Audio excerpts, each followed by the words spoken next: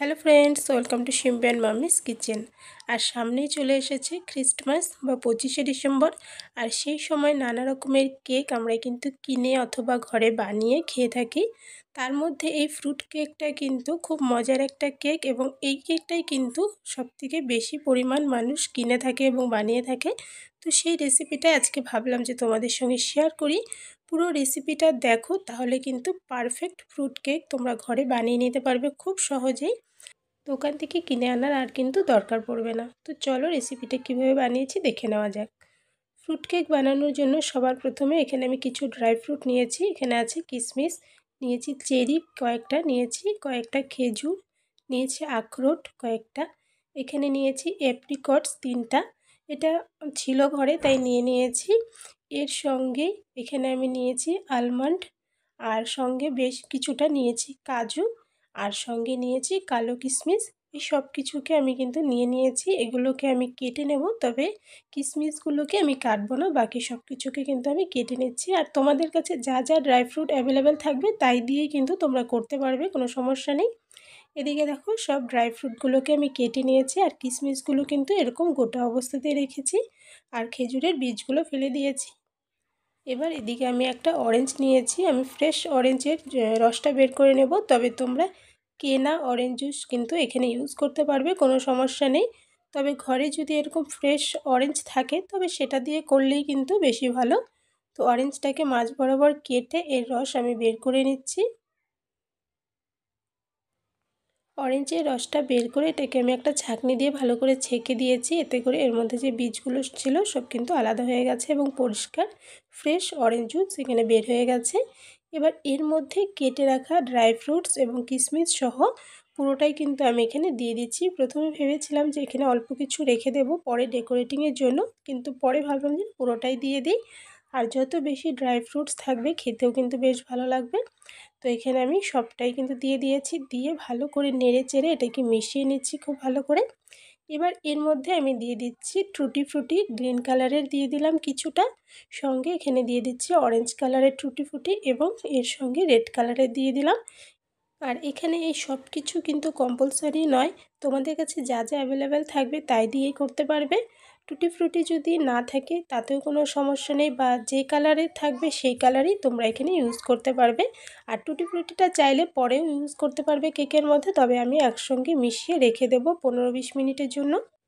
এবার এদিকে কেকের ব্যাটারটা তৈরি করব, তার জন্য একটা চালনি নিয়েছি। এর মধ্যে আমি 1 কাপ নিয়ে নিচ্ছি ময়দা। এখানে তোমরা চাইলে আটা দিয়েও করতে পারবে। এর মধ্যে হাফ চামচ দিয়েছি বেকিং সোডার সঙ্গে 1 চামচ আমি দিয়ে দিচ্ছি বেকিং পাউডার। এটা কিন্তু হাফ টিস্পুন, তাই দুবার দিয়েছি, টোটাল 1 চামচ হয়ে গেছে। এর মধ্যে এবার আমি অ্যাড করছি গুঁড়ো দুধ। এটা কিন্তু অপশনাল, তবে যদি থাকে তো বলবো অবশ্যই দেবে, তাতে করে অনেক বেশি মজার হয় কেকটা। তো এখানে 2 চামচের মতো আমি গুঁড়া দুধ দিয়েছি, দিয়ে ভালো করে চেলে নিচ্ছি সব কিছুকে একসঙ্গে। সব কিছুকে এখানে চেলে নেওয়া হয়ে গেছে। এবার এটাকে খুব ভালো করে একটু মিশিয়ে নিচ্ছি স্পুনটার সাহায্যে। মিশিয়ে নেওয়া হয়ে গেছে। এবার আগের থেকে অরেঞ্জ জুসে ভিজিয়ে রাখা ড্রাই ফ্রুটসগুলো একসঙ্গে কিন্তু পুরোটা আমি এর মধ্যে দিয়ে দিচ্ছি, জুসটা সহ অবশ্যই। দিয়ে ভালো করে এটাকে মিশিয়ে নিচ্ছি এর সঙ্গে। মিশিয়ে নিয়ে এবার এর মধ্যে আমি অ্যাড করে দিচ্ছি টক দই। এখানে আমি হাফ কাপ টক দই নিয়েছি। টক দইটাকে দিয়ে ভালো করে আবারও একটু মিশিয়ে নিচ্ছি। ভালো করে মিশিয়ে নেওয়া হয়ে গেছে। এবার এর মধ্যে আমি ফ্লেভারের জন্য দিয়ে দিচ্ছি জায়ফল। এরকম আমি একটা গ্রেটারে গ্রেট করে নিচ্ছি। তোমাদের কাছে গুঁড়ো থাকলে গুঁড়ো ইউজ করতে পারবে, অথবা দারচিনির গুঁড়োও কিন্তু এর মধ্যে অ্যাড করতে পারবে, বেশ সুন্দর ফ্লেভার আসে। এবার এর মধ্যে আমি অ্যাড করছি ক্যারামেলাইজ করা চিনি। এখানে আমি 3 চামচ চিনিকে 1 চামচ জলের সঙ্গে ক্যারামেলাইজ করে নিয়ে এর মধ্যে হাফ কাপ জল আরও মিশিয়ে ভালো করে একটু জাল করে নিয়েছি। আর এটা কিন্তু এখন ঠান্ডা হয়ে গেছে। এটাকে এর মধ্যে আমি অ্যাড করে দিলাম। তোমরা এর পরিবর্তে চাইলে ব্রাউন সুগারও এর মধ্যে অ্যাড করতে পারবে, কোনো সমস্যা নেই। ক্যারামেলাইজ করা চিনিটা দিলে বেশ ভালো একটা ফ্লেভার আসে, আর বেশ ভালোও লাগে খেতে। তো এটা দিয়ে ভালো করে আবারও সব কিছুকে মিশিয়ে নিচ্ছি। আর এর মধ্যে কিন্তু এই জিনিসগুলো দিয়েই কিন্তু ব্যাটারটা তৈরি হয়ে যাবে। এক্সট্রা করে কিন্তু আর কোনো কিছুর দরকার পড়বে না, দুধ বা জল কোনো কিছুরই দরকার পড়ে না। তবে তোমরা চাইলে সামান্য একটু দুধ এর মধ্যে অ্যাড করতে পারবে।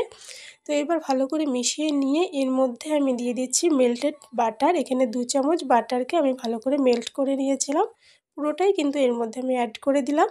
দিয়ে আবারও ভালো করে নেড়েচেড়ে মিশিয়ে নিচ্ছি। বাটারের পরিবর্তে চাইলে রিফাইন্ড অয়েলও এখানে ইউজ করা যাবে। এই সব কিছুকে ভালো করে আমি মিশিয়ে নিচ্ছি। মিশিয়ে নিয়ে এর মধ্যে আমি সামান্য অল্প দিয়ে দিয়েছি লবণ। লবণ দিলে যে কোনো মিষ্টি জিনিসের দেখবে ব্যালেন্স হয় এবং মিষ্টিটা খেতে বেশ ভালো লাগে, তাই দিয়েছি। তোমরা চাইলে স্কিপ করতে পারবে, কোনো সমস্যা নেই। এটা মিশিয়ে নেওয়া হয়ে গেছে। এবার এদিকে আমি একটা কেক মোল্ড নিয়েছি রাউন্ড শেপের, এর মধ্যে বাটার লাগিয়ে উপর থেকে ময়দা আমি চারিদিকে ছড়িয়ে নিয়েছি। দেখো ময়দা কোটিং করে নিয়েছি। তোমরা এখানে ময়দার পরিবর্তে কিন্তু বাটার পেপারও লাগিয়ে নিতে পারবে, অথবা টিফিন বাটি বা যে কোনো ঘরে থাকা রাউন্ড শেপ বা স্কোয়ার শেপের যে কোনো বাটির মধ্যে কিন্তু কেকটা বেক করতে পারবে। তো এই বাটিটার মধ্যে এবার আমি কেকের যে ব্যাটারটা বানিয়ে রেখেছিলাম পুরোটাই এর মধ্যে দিয়ে দিচ্ছি। পুরো ব্যাটারটা দিয়ে এটাকে স্প্যাচুলার সাহায্যে দেখো উপর দিক থেকে একটু এভাবে করে ছড়িয়ে নিচ্ছি। এতে করে এর ফাঁকগুলো ভরে যাবে এবং ওপরটাও কিন্তু সুন্দরভাবে সমান হয়ে যাবে। স্প্যাচুলা দিয়ে ভালো করে এটাকে মিশিয়ে নিয়ে উপরটা এবার এটাকে কয়েকবারের জন্য ট্যাপ করে নিচ্ছি। এতে করে এর ভেতরে যে ফাঁকগুলো আছে সেগুলো কিন্তু সুন্দরভাবে ভরে যাবে এবং বেক হওয়ার পর সুন্দরভাবে পুরোটা বেক হবে। আর কেকটাকে কিন্তু আমি কড়াইয়ের মধ্যে বেক করব, ওভেনে বেক করছি না। তাই কড়াইটাকে আগের থেকে প্রিহিট হওয়ার জন্য এখানে আমি মিডিয়াম আঁচে 5 মিনিটের জন্য ঢাকনা দিয়ে বসিয়ে রেখেছিলাম, আর এর মধ্যে এরকম একটা স্ট্যান্ড রেখেছি। এবার এই ঢাকনাটা খুলে স্ট্যান্ডের উপর আমি কেকের বাটিটা বসিয়ে দিয়ে এটাকে ঢাকনা দিয়ে ঢেকে দিলাম। 40 থেকে 45 মিনিট বেক করব, আর তার মাঝে একবার আমি ঢাকনাটা খুলে নেব। এখানে দেখো প্রায় 20 মিনিটের মতন হয়েছে, আমি ঢাকনাটা খুলে নিচ্ছি। আর কেকটা দেখো ফুলে কতটা উপরে উঠে এসেছে। এবার এই কেকের উপর থেকে আমি কিছু ড্রাই ফ্রুটস এবং টুটি ফ্রুটি দিয়ে ভালো করে সাজিয়ে নিচ্ছি। এতে করে দেখতে বেশ ভালো লাগবে বেক হওয়ার পর উপর থেকে। আর প্রথমেই যদি এই ড্রাই ফ্রুটস বা টুটি ফ্রুটি দিয়ে সাজিয়ে কেকটা বেক হওয়ার জন্য বসাই, তাহলে কিন্তু কেকটা যখন ফুলে উঠবে সব কিছুই ভেতর দিকে চলে যাবে, কোনো কিছুই উপরে থাকবে না, দেখতেও ভালো লাগবে না। তাই এরকম অবস্থায় কিছুটা বেক হওয়ার পর দিয়ে দিতে হবে। এখানে আরও প্রায় 25 মিনিটের মতন আমি বেক করেছি, অর্থাৎ টোটাল আমি 45 মিনিট লো আঁচে কেকটাকে বেক করে নিয়েছি। আর এবার কিন্তু আমি চেক করে নিচ্ছি একটা চাকু এর মধ্যে আমি ঢুকিয়ে দিয়েছিলাম, আর চাকুটা একদম প্লেন বের হয়েছে, এর মধ্যে কোনো কিছু ব্যাটার লেগে নেই। তার মানে কেকটা পারফেক্টলি কুক হয়ে গেছে, বেক হয়ে গেছে। এবার এটাকে আর বেক করার দরকার নেই, নামিয়ে কিছুক্ষণ রেখে দেবো। ঠান্ডা হওয়ার পর আমি তোমাদের কেটে দেখাবো কেকটা। এদিকে দেখো কেক ঠান্ডা হয়ে গেছে। এবার এটা আমি মোল্ডের থেকে বের করে নেব, আর খুব সহজেই কিন্তু এটা বের হয়ে আসবে। আর দেখো চাকু দিয়ে সাইডটা আমি ছাড়ানোর চেষ্টা করলাম, সুন্দর কিন্তু এটা আলাদা হয়ে আছে। এবার একটা প্লেট দিয়ে তার মধ্যে উল্টো করে দিয়েছি, আর কেকটা দেখো কত সুন্দরভাবে বাটির থেকে বের হয়ে গেছে। এবার এই কেকটা কেটে আমি তোমাদেরকে ভেতর দিকটাও দেখাচ্ছি যে কত সুন্দর স্পঞ্জি এবং ফ্লাফি হয়েছে। আর আমার এই ড্রাই ফ্রুটস কেক তোমাদের কাছে কেমন লেগেছে অবশ্যই কমেন্টসে জানিও। ভালো লাগলে লাইক করো, শেয়ার করো বন্ধুবান্ধবদের সঙ্গে। আর আমার চ্যানেলে নতুন হয়ে থাকলে চ্যানেলটাকে প্লিজ সাবস্ক্রাইব করে নিও। সাবস্ক্রাইব করে পাশে থাকা বেল আইকনে অল বাটনসে প্রেস করে দেবে, তাহলে আমার চ্যানেলে আপলোড করা যে কোনো নতুন ভিডিও নোটিফিকেশন তোমরা কিন্তু সবার প্রথমে পেয়ে যাবে। কত সুন্দর দেখো কেকটা হয়েছে ভেতর থেকে, আর সেই ক্যারামেলাইজ চিনির জন্য কালারটাও কত সুন্দর এসেছে। আর বড়দিন বা ক্রিসমাসের দিন অবশ্যই এই কেকটা তোমরা বানিয়ে দেখো ঘরে। বাচ্চারা তো অবশ্যই পছন্দ করবে, সঙ্গে বড়রাও কিন্তু অনেক বেশি পছন্দ করবে এবং অনেক মজা করে খাবে। খুব মজার একটা রেসিপি। আর এরকমই আরও একটা নতুন রেসিপি ভিডিও নিয়ে তোমাদের সঙ্গে আবারও দেখা হবে। তাহলে আজকের জন্য বাই বাই।